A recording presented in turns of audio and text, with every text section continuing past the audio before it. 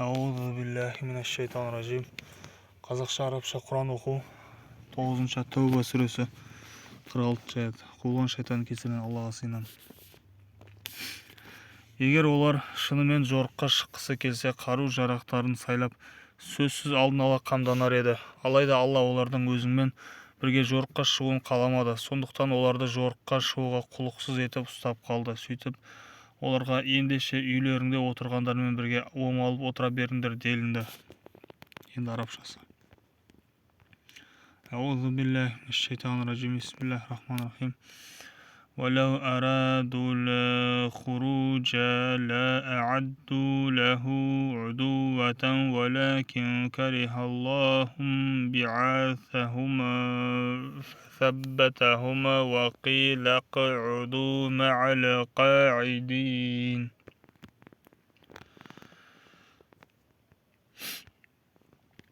Егер олар сендермен бірге жорыққа шыққанда жоқ жерден бүлік шығарып елдің шырқын бұзғаннан басқа түк бітірмес еді. Сөйтіп берекелеріңді кетіру үшін араларында тыным таппай шапқылап сөз тасумен болар еді. Оның үстіне араларында оларға құлақ асатындар да бар еді. Алла опасыз залымдарды жақсы біледі. لو خرجوا فيكم ما زادوكم إلا خبالا ولا أودعوا خلالكم يبغونكم الفتنة وفيكم سماعون لهم والله عليم بالظالمين. Олар бұдан бұрын да араларында бүлік шығаруды қалап, саған қарсы талай қитұрқы әрекеттер ұйымдастырған болатын. Алайда олар қанша жерден жақтырмаса да ақырында ақиқат өз тұғырына қонды және Алланың әмірі діні баршаға аян болып үстемдік құрды.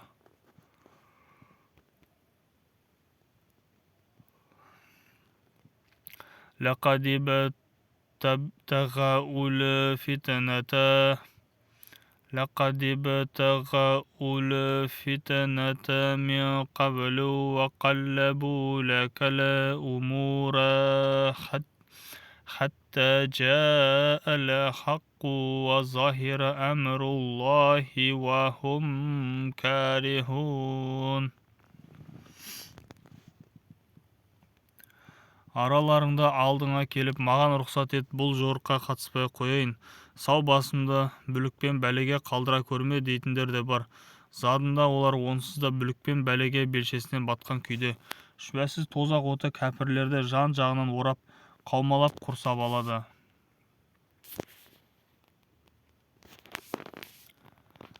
وَمِنْهُمْ مَنْ يقول أذن لي ولا تفتني ألا في الفتنة سقطوا وإن جهنم لمحيطة بالكافرين. Егер саған қандай да бір жақсылық кез келсе, бұл олардың көңіліне қаяу түсіреді. Ал басыңа қандай да бір жамандық келсе, өздерінше мақсаттанып, алдын ала сақтық жасағанымыз қандай жақсы болған деп төбелері көкке жетіп, өзінен сырт айналып кетеді.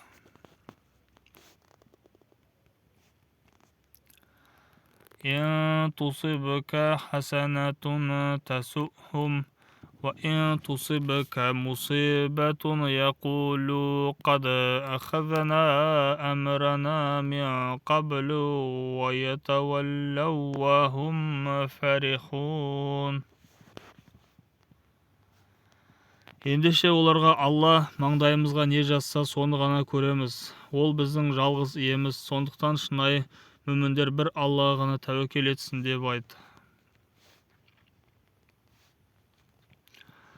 قل لن تصيبنا إلا ما كتب الله لنا هو مولانا وعلى الله فليتوكل المؤمنون. Сондай-ақ оларға сонда сендер біздің қос жақсылықтың біріне кенелуімізден, яғни жеңіске жетуімізден немесе шейіт болуымыздан басқа не күтудесіңдер? Ал біз болсақ Алланың сендерді өз тарапынан немесе біздің қолымызбен азапқа душар етуін күтудеміз. Ендеше күтіңдер, біз де сендермен бірге әліптің артын бағайық, сөйтіп ақырында бастарыңа қандай күн туарын көрейік деп айт. قل هل تربصون بنا إلا إحدى الحسنيين ونحن نتربص بكم أن تصيبكم الله بعذاب من عنده أو بأيدينا فتربصوا إن معكم متربصون.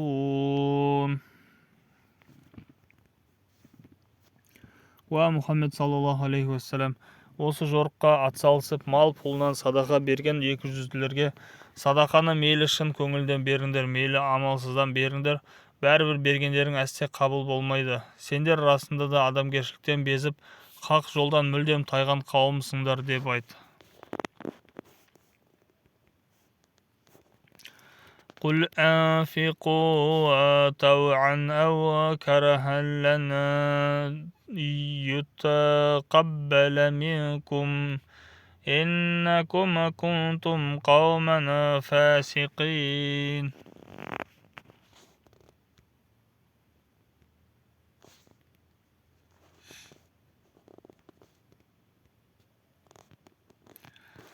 Екі жүзділердің берген садақаларының қабыл болмауының себебі олар Аллаға һәм елшісіне сенбей күпірлік қылуда. Сондықтан олар намазға келсе де жалқауланып, кежегесі кейін тартып әрең келеді.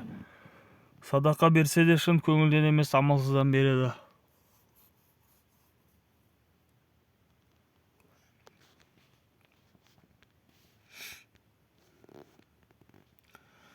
وما منعهما أن تقبل منهما نفقاتهما إلا أنهما كفروا بالله وبرسوله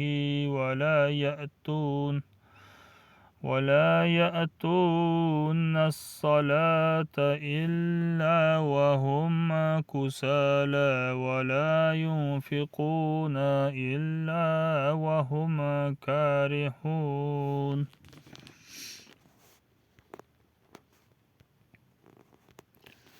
Олардың асып тасқан дүние мүлкі де, қажынаған бала шағасы да сені қызықтырмасын. Алла солар арқылы оларды бұл дүниеде азапқа әрі әуре сарсаңға салуды, сөйтіп ақыр соңында кәпір күйде жан тапсырғандарын қалайды. فلا تعجبك أموالهم ولا أولادهم إنما يريد الله ليعذبهما بها في الحياة الدنيا وتزهق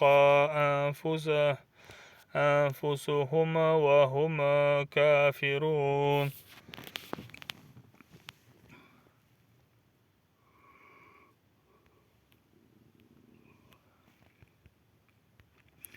Олар өздерінің сендермен бірге екенін, яғни шын мүмін екендігін айтып, Алланың атымен ант су ішеді.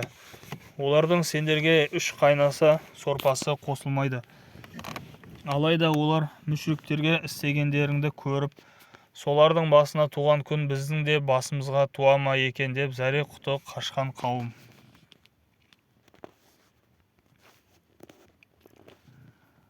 وَيَحْلِفُونَ بِاللَّهِ إِنَّهُمْ لَمِنكُمْ وَمَا هُمْ مِنكُمْ وَلَكِنَّهُمْ قَوْمٌ يَفْرَقُونَ.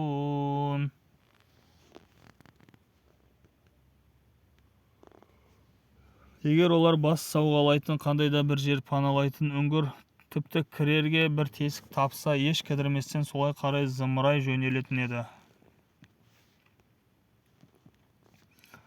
لو يجدون ملجأ أو مغارات أو مدخلا لولوا إليه وهم يجمحون.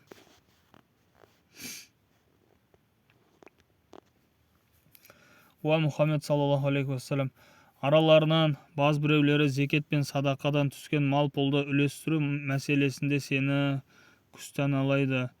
Оларға сол мал пұлдан бір нәрсе берілсе мәз болады, ал егер еш нәрсе берілмесе бірден шала бүлініп ашуланып шыға келеді.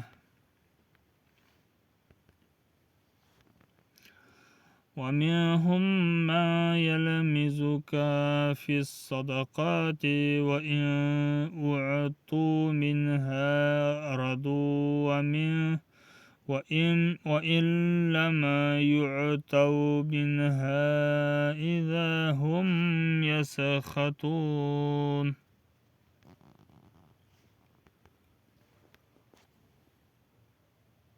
Олар бүйтіп ашкөздікке салынғанша Алланың және елшісінің бергеніне разы болып, бізге бір Алла жеткілікті, Алла бізге өзінің шексіз шарапатынан, кеңшілігінен тағы да береді, елшісі де қолында барын бізден аямайды, біздің бар қалайтынымыз бір Алла һәм оның разылығы ғана деп айтса дұрыс болар еді.